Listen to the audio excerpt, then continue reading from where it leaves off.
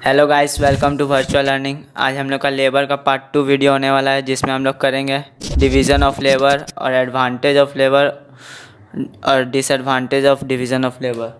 तो पहले हम मेरा पार्ट 1 देख लीजिएगा, फिर पार्ट 2 देखिएगा, नहीं तो आपको फिर समझ में नहीं आएगा। तो लेबर होता क्या है ये मैं पार्ट 1 में बता चुका हूँ, लेकिन फिर से मैं रिकैप कर रहा हूँ। तो लेबर होता क्या है, जो अपना फिजिकल और मेंटल एफर्ट देता है for production of goods and services.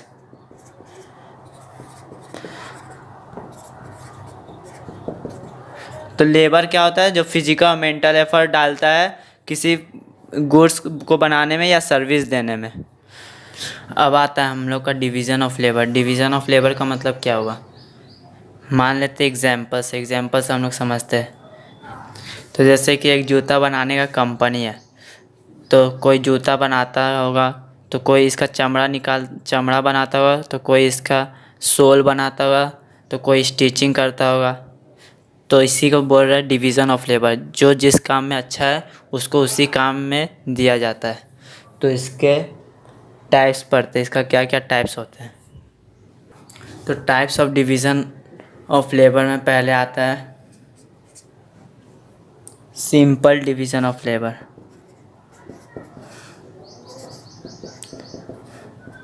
तो सिंपल डिवीज़न ऑफ लेबर में क्या होता है, सिंपल डिवीज़न ऑफ लेबर, इसको भी हम लोग एक एग्ज़ाम्पल से समझते हैं। तो मानते हैं कि एक लॉग ऑफ वुड है, उसको कम से कम 4 आदमी लोग लेके आ रहे हैं।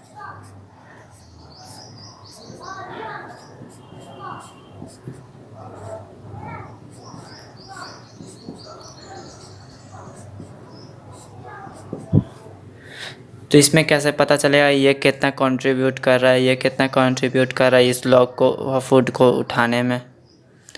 तो इसी को हम लोग बोलते हैं डिवीज़न ऑफ लेबर, कि इसमें पता नहीं चलता है कि कौन कितना मेहनत किया है ये लॉग ऑफ वुड उठाने में। तब चलते दूसरे पॉइंट में, कॉम्प्लेक्स डिवीज़न ऑफ लेबर, जो दूसरा पॉइंट है। तो इसको भी हम लोग एग्जाम्पल से समझते हैं। कॉम्प्लेक्स डिवीज़न ऑफ लेबर का मतलब क्या होगा।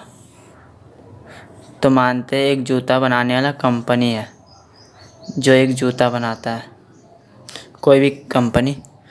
तो उसको तो स्टिचिंग कोई और करता होगा, सोल कोई और चिपकाता होगा, और चमड़ा कोई और लाता होगा। तो इसका मतलब यही हुआ कि जो जिस काम में अच्छा है उसको वही काम दिया जा रहा है। तो इसी में बोला कॉम्प्लेक्स डिवीज़न, जो जिस काम में अच्छा है उसको वही काम दे रहा है। अब चलते हैं हम लोग तीसरे पॉइंट में। जो तीसरा पॉइंट है occupational division of labour. Occupational division of labour का मतलब क्या हुआ, जैसे कि कोई एक लेबर रिक्शा चलाता होगा, कोई एक लेबर गाड़ी चलाता होगा, कोई एक लेबर टीचर है। टीचर को भी हम लोग लेबर ही बोलते हैं, लेकिन उसको प्रोफेशन में माना जाता है। कोई एक लेबर काम करता होगा किसी, या बिजनेसमैन मान लेते हैं। तो इसको क्या बोलते हैं हम लोग, इंडिया ज़्यादा करके ये इंडिया में ही होता है। तो इसको हम लोग रिक्शा वाला के नाम पे बोलते हैं। इसको हम लोग टीचर के नाम पे बोलते हैं कि वो टीचर वहाँ गया, वो टीचर को ये प्राइज़ मिला, ये रिक्शा वाला को ये हुआ वो हुआ। तो इसी में यही बोल रहा है कि ऑक्यूपेशनल, उसके ऑक्यूपेशन से उसको नाम डिसाइड करता है सब कोई। अब चौथा पॉइंट आता है geographical division of labour. Geographical division of labour में क्या होता है, मानते एक कश्मीर का एग्जांपल लेते हैं। ये कश्मीर है, ये एक पार्ट ऑफ कश्मीर है, और ये कोलकाता। तो कश्मीर में ज़्यादा किस चीज़ को उगाया जाता है, कश्मीर में ज़्यादा उगाया जाता होगा टी का। तो टी उधर पे मतलब कि टी उधर पे ज़्यादा होगा, चाय पत्ती उधर पे मतलब ज़्यादा उगता होगा। तो उधर का बच्चा चाय पत्ती तोड़ने तो आराम से जानता होगा। अगर यहाँ कोलकाता का बच्चा को हम लोग इधर पे चाय पत्ती तोड़ने बोलेंगे तो क्या वो कर पाएगा? तो इसी को बोल रहे division of labour, geographical division of labour बोल रहा है कि जो जिस जगह में उस जगह का चीज़ से वो माहिर होता है। अब आते हैं हम लोग advantage of division of labour में। Advantage of division of labour में पहले आता है बेस्ट सेलेक्शन ऑफ लेबर।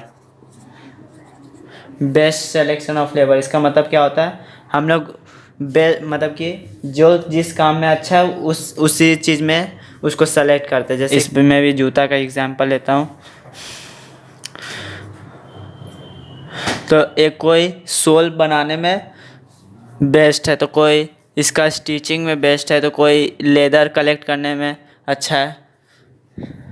तो जो जिस काम में अच्छा है उसको वही काम दिया जाता है, इसमें एडवांटेज है।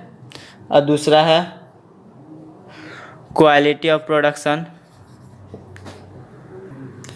डिवीज़न ऑफ लेबर ये सपोर्ट करता है क्वालिटी ऑफ प्रोडक्शन को। कैसे?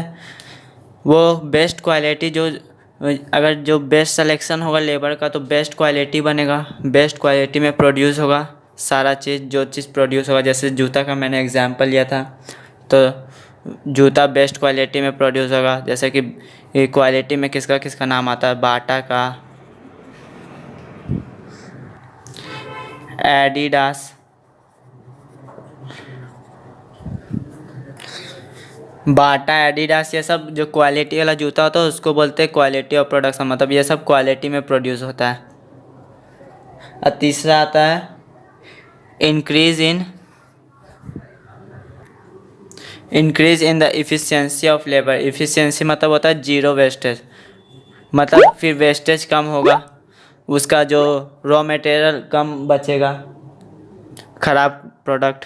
और चौथा पॉइंट आता है राइज इन प्रॉफिट।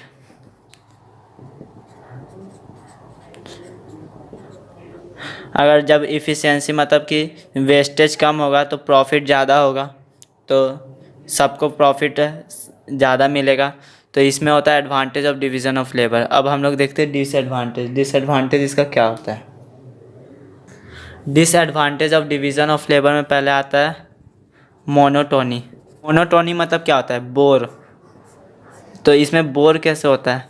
सबको एक ही काम बहुत दिन से करता है, जो जैसे कि सोल चिपकाना है जूता का, तो एक ही चीज़ कर रहा है बार बार, तो उससे बोर हो जाता है एक काम को लेकर, तो इससे मोनोटोनी होता है। अब देखते दूसरा, लॉस ऑफ रिस्पॉन्सिबिलिटी।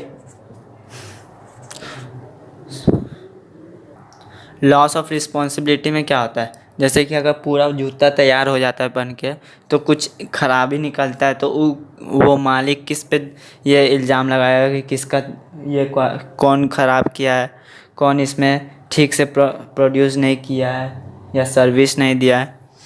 तो इसमें सारा आदमी रिस्पॉन्सिबल होगा, नहीं तो कोई भी रिस्पॉन्सिबल नहीं होगा। तो इसमें लॉस ऑफ रिस्पॉन्सिबिलिटी होता है, तो ये डिसएडवांटेज है। अब तीसरा आता है लॉस ऑफ इफ़िशियंसी।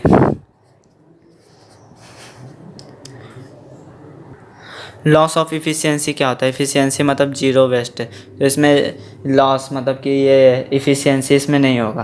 तो क्यों नहीं होगा? कि वो एक ही काम वो हर बार करते रहेगा, तो उसमें उसको फिर उस चीज़ से खुशी नहीं होगा, तो फिर वो इनएफिशिएंसी हो जाएगा।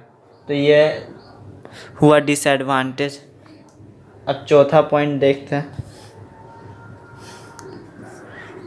Danger of over production. Economics में एक चैप्टर आता है जो है लॉ ऑफ डिमांड। इसमें यह बताया जाता है कि ज़्यादा प्रोडक्शन करना भी ख़राब है और ज़्यादा कम प्रोडक्शन करना भी ख़राब है। तो इसमें बोला जा रहा है डेंजर ऑफ ओवर प्रोडक्शन। अगर वो उस चीज़ से माहिर हो गया तो ज़्यादा प्रोड्यूस करेगा, ज़्यादा प्रोड्यूस हो जाएगा तो डेंजर, फिर ये ज़्यादा प्रोड्यूस हो जाएगा तो हम लोग का इकोनॉमिक्स में लॉ ऑफ डिमांड फिर काम नहीं करेगा। तो वही इसमें बोल रहा है। तो आज के लिए बस इतना ही। Thanks for watching this video. मिलते हैं अगले वीडियो में।